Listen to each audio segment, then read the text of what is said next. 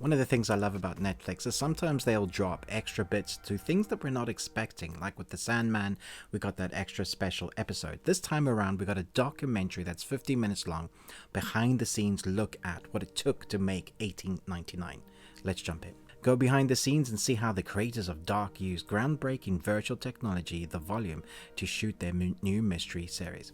So we've seen this new technology that they use to make this series, well, a lot of it in series like The Mandalorian, but this is their own take on it. It's LEDs using kind of backwards technology to frame the surroundings in an almost 360. It's less than 360, and the stage itself moves around as well. It's one of the first of its kind where it moves the stage so that they don't have to do all these changes. They don't have to go location to location, and for the most part it uses the lighting system, and that was something that was amazing to see. But what I liked about this documentary, it comes from a groundbreaking person that has made, I think he's worked for 20 years in what is considered to be some of the best documentary behind the scenes stuff, you know, from music videos to TV series. He's kind of gives us an inkling as to what it takes, and here we get to see why this series is so special. He captures the nuances and the little bits of things that you probably might have missed while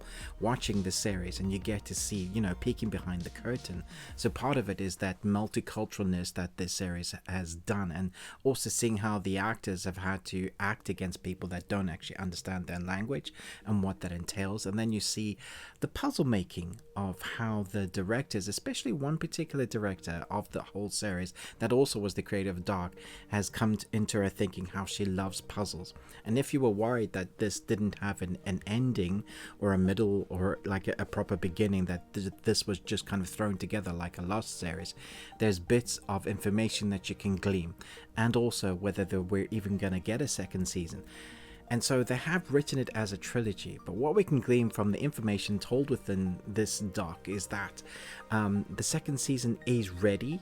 They want to go and do the puzzle bit, but Netflix hasn't greenlit the second season yet, and that's sad but also great, because we know that there's a trilogy coming, we know that there's more to come, but we could also end up having just that first season. I can't imagine that Netflix won't, having so much invested. You get to see the scope behind the curtain of what's actually going on in this series, from the actual sets they make to the technology that's not just click and play that takes ages to set up and get right, to the other sets that they hand make, to the very physical kind of gadgetry that is almost steampunk.